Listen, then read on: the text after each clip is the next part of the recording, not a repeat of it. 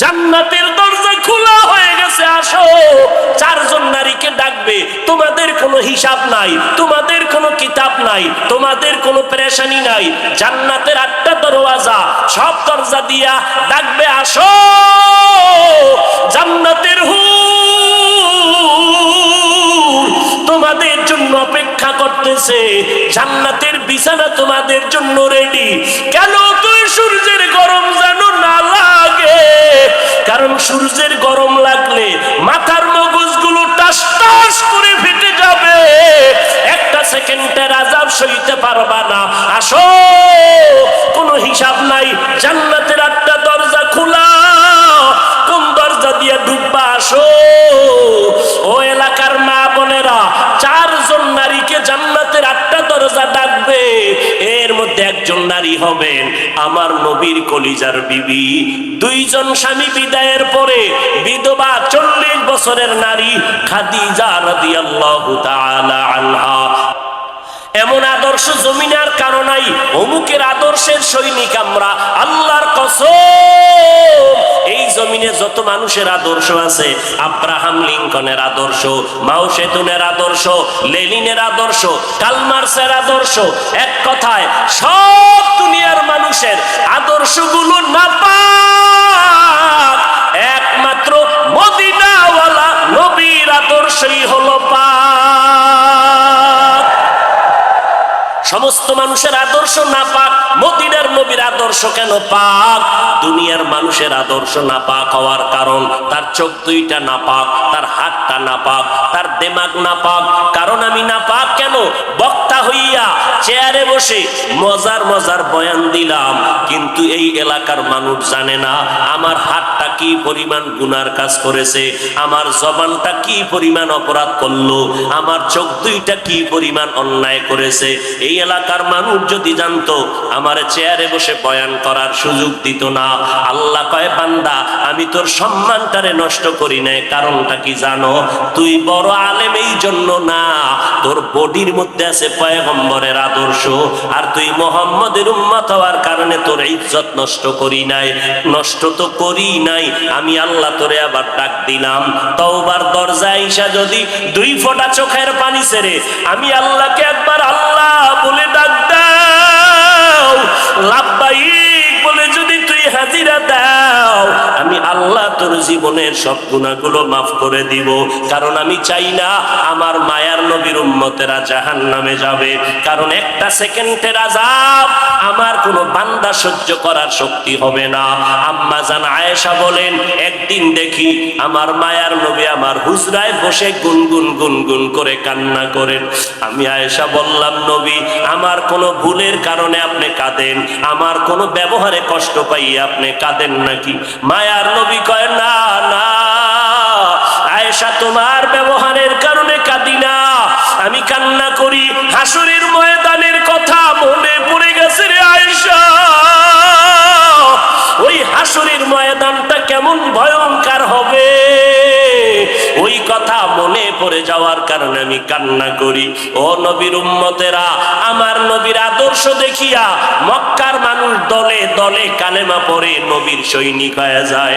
আমার নবীর কেমন আদর্শ! নবী রাস্তা দিয়ে হাঁটে, যেখানে কদম দেয় ওখান থেকে দীর্ঘদিন মেশকের ঘেরান আসতেছে, নবীর ঘাম থেকে মেশকের ঘেরান পাওয়া যায়। আমার নবী হাঁটতেছেন রাস্তা দিয়া, বারবার সালামের আওয়াজ শোনা যায়। সাহাবায়ে কেরাম বলেন, মানুষ নাই, সালামের আওয়াজ কোথা থেকে শোনা যায়? নবী বলেন, ও সাহাবায়ে কেরাম, আমি মুহাম্মদের সুসংবাদ পাইয়া জঙ্গলের হরিণ আমারে সালাম দিয়েছে, জঙ্গলের বাঘ আমারে সালাম জানিয়েছে, জঙ্গলের প্রাণীরা আমারে সালাম দেয়। আমার নবীর শরীরের মধ্যে মশা মাছি পড়া হারাম। আরবের মানুষ তাকায় দেখে, মুহাম্মদ যেদিকেই যায় একটা মেঘের খণ্ড তার মাথার উপরে। কেন? সূর্যের গরম জানো নবীর শরীরে লেগে কষ্ট না দেয়, মেঘের খণ্ড ছায়া দেয়। আমার নবীর শরীরে মশা পড়ে না, মাছি পড়ে না, নবী কষ্ট পাবে। সেই নবী আমার এই উম্মতের আদর্শ বাস্তবায়নের জন্য পেটে পাথর বেঁধে কালেমার দাওয়াত দিলেন। আমার নবী মা হারা ইতিম, বাবা হারা ইতিম, দুনিয়াতে সে একবার আব্বা বলে ডাক দিতে পারি নাই রে উম্মতেরা। 6 বছরে মা হারায় ফেললাম, 8 বছরে আমার দাদাকে হারায় ফেললাম। আমার আরবের মধ্যে কেউ নাই, চারদিকে আমার দুশ্মন। আমি কালেমার দাওয়াত নিয়ে কোথায় যাব? আমি ঘরের মধ্যে বসে কাঁদতেছি। ওই সময় আমার এক আপন, আরবের মধ্যে আর আপন আমার কেউ ছিল না। 2 জন স্বামী বিদায়ের পরে একজন নারী, 40 বছরের বিধবা নারী খাদিজা। আমি মোহাম্মদ 25 বছরে তাকে বিয়া করে নিলাম। আল্লাহর আদালতে অনুমতি নিয়ে বিয়া করে ফেললাম। ওই খাদিজা আমার কান্নার কারণ জিজ্ঞেস করলেন, নবী কেন কান্না করেন? ও খাদিজা কান্দি কেন?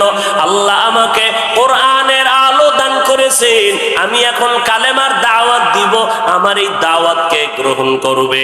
আমার ঘরে বাইরে চতুর্পার্শ্বে দুশ্মন, আমি কার কাছে দাওয়াত নিয়ে যাব? আম্মা জান খাদিজা চিৎকার দিয়া বলে, নবী কোনো পেরেশান হবেন না। এই জমিনের মধ্যে কেউ যদি আপনার কালেমার দাওয়াত না নেয়, আমি খাদিজার হাতটা ধরিয়া আপনি আমাকে প্রথম দাওয়াতটা পড়াইয়া দেন, কালেমা পড়াইয়া দেন। এই জমিনে মরিয়াও যদি যায়, ইতিহাসের পাতায় থাকবে মুহাম্মদের হাতে প্রথম দাওয়াত গ্রহণকারিনী কোনো পুরুষ না, তিনি একজন মহিলা। কিয়ামতের ময়দানে মদিনার নবী বলেন, জান্নাতের 8টা দরজা যখন খুলিয়া 4 জন নারীকে ডাকবে, আসো, জান্নাতের দরজা খোলা হয়ে গেছে, আসো। 4 জন নারীকে ডাকবে, তোমাদের কোনো হিসাব নাই, তোমাদের কোনো কিতাব নাই, তোমাদের কোনো পেরেশানি নাই। জান্নাতের 8টা দরওয়াজা, সব দরজা দিয়া ডাকবে, আসো, জান্নাতের হুর তোমাদের জন্য অপেক্ষা করতেছে, জান্নাতের বিছানা তোমাদের জন্য রেডি। কেন তুই সূর্যের গরম যেন না লাগে? কারণ সূর্যের গরম লাগলে মাথার মগজগুলো টাস টাস করে ফেটে যাবে, একটা সেকেন্ডের আযাব সইতে পারবা না। আসো, কোনো হিসাব নাই, জান্নাতের 8টা দরজা খোলা, কোন দরজা দিয়ে ঢুকবা? আসো। ও এলাকার মা বোনেরা, 4 জন নারীকে জান্নাতের 8টা দরজা ডাকবে, এর মধ্যে একজন নারী হবেন আমার নবীর কলিজার বিবি। 2 জন স্বামী বিদায়ের পরে বিধবা 40 বছরের নারী খাদিজা রাদিয়াল্লাহু তাআলা আনহা। ওই খাদিজা ডাক দিয়া কয়, ও নবী, আপনার হাতের কালেমার মুসলমান আমি একজন হয়ে গেলাম। নবী এবার কান্না বন্ধ করে বের হয়ে গেলেন।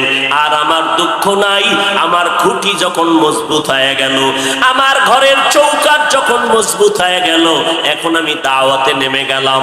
মায়ার নবী দৌড়াইয়া মানুষের দ্বারে দ্বারে গিয়া গোপনে গোপনে দাওয়াত দেয়। হাঁটতে হাঁটতে হাঁটতে হাঁটতে আমার নবী পাথরওয়ালা জমিন পাড়াইয়া তায়েফের ময়দানের কিনারায় দাঁড়ায় কয়, তোরা আমারে চিননি, আমি মক্কার মুহাম্মদ, আমি এক আল্লাহর দাওয়াত দিয়েছি, গ্রহণ করো। এই আসমানের মালিক আমার আল্লাহ, এই জমিনের মালিক আমার আল্লাহ, ওই একটা আল্লাহ, আর কোনো আল্লাহ নাই। ওই আসমানের মালিকের পক্ষ থেকে আসছি, কবুল করে নাও। তায়েফের বেঈমানেরা কয়, এটা তো সেই মুহাম্মদ মক্কার পাগল।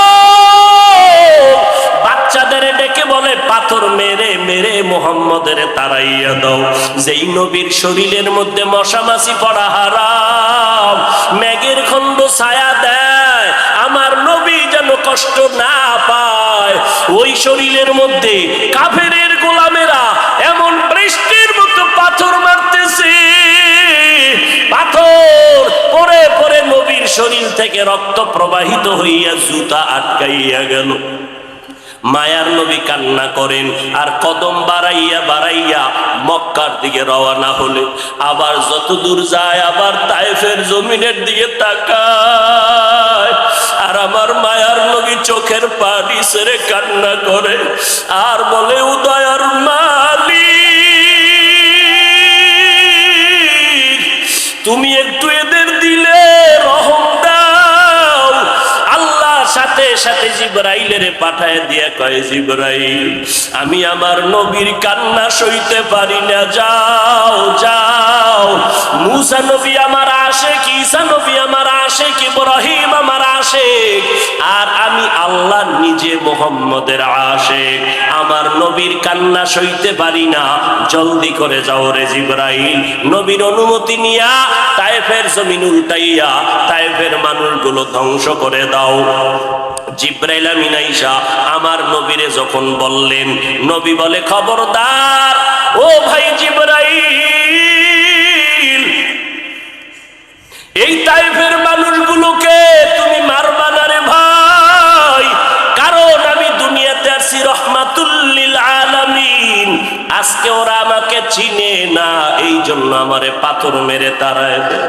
ওরা যদি জানতো আমি মুহাম্মদকে, ওরা তো জানেন আমি মুহাম্মদের বাবা নাই, ওরা জানেন আমি মুহাম্মদের মা নাই, আমি মুহাম্মদ বড় অসহায়। ওরা যদি জানতো আমারে মোহাব্বত করে ওরা আদর করত, পাথর মারতো না। ওরা চিনে না, এই জন্য আমাকে পাথর মেরে তাড়ায় দিতেছে। একদিন যদি কবুল করেন আমার আল্লাহ, ওদের দ্বারা কালেমার খেদমত হবে জমিনের ভিতরে, ওদেরকে মারা যাবে না। ও জিবরাইল এদের উপরে কোনো আঘাত করিও না। আমার মায়ার নবী রক্ত পড়ে জুতা আটকায় গেল।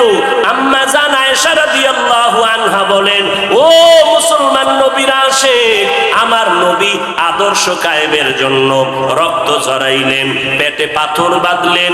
ও নবীর উম্মতের দল, আজকে সেই নবীরে গালি দেওয়া হয়, ওই নবীর অপরাধী বলা হয়। তুমি নবীর আশিক উম্মতেরা চুপ কেমনে থাকো রে বাবা?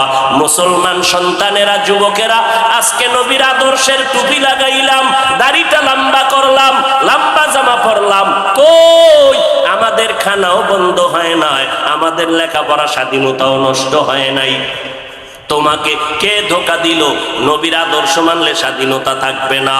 ও বাবা, তোমার আমার মতো হুজুর না, তোমার লাইনে নজর করে দেখো, তোমার মতো যুবক স্কুল কলেজে পড়ে এক বেলার নামাজও বাদ দেয় না, দাড়িওয়ালা নামাজি ডাক্তার প্রফেসর ইঞ্জিনিয়ারের অভাব নাই। বাবা বলো তুমি কেন পারবা না? ও আল্লাহর বান্দারা, তোমার আমার মতো যুবক তাকায়া দেখো, ড্রাইভারি করে নামাজ বাদ দেয় না, তুমি কেন পারবা না? তোমার আমার মতো কত ব্যবসায়ী জেনারেল লাইনে পড়েছে, এক টাকাও হারাম খায় না, এক বেলার নামাজও বাদ দেয় না, কোটি টাকার মালিক, ব্যবসা করে, অভাব নাই, তুমি কেন পারবা না? মনে মনে কি ভাবছো আলেমদের কথা মিথ্যা, আল্লাহর কোরআন মিথ্যা? না রে বাবা না।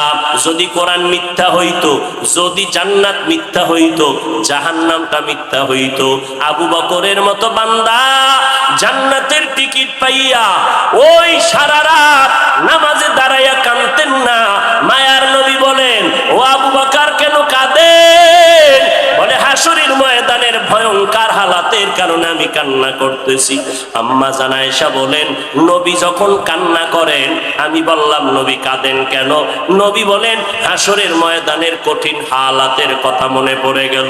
কেমন কঠিন হালাত হবে নবী? আম্মা জানকে আল্লাহর নবী বলেন, আয়েশা, কিয়ামতের ময়দানে মানুষগুলো সব উলঙ্গ দাঁড়াবে। আল্লাহ পাক রব্বুল আলামিন ওই সিরিয়ার জমিনের মধ্যে বসে কাহ্হারিয়াতের সাইনবোর্ড লাগায়া বলবেন, লিমানিল মুলকুল ইয়াউম।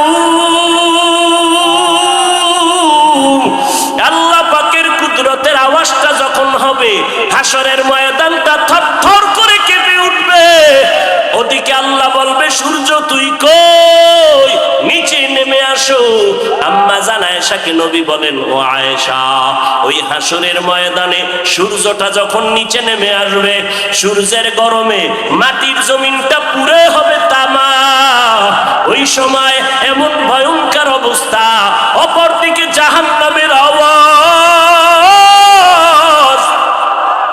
জাহান্নাম বলবে, ও দয়ার মালিক, গুনাহগার গুলো আমার পেটের ভেতরে দাও, আমার পেটে ক্ষুধা লাগছে, তাড়াতাড়ি গুনাহগার গুলো দাও।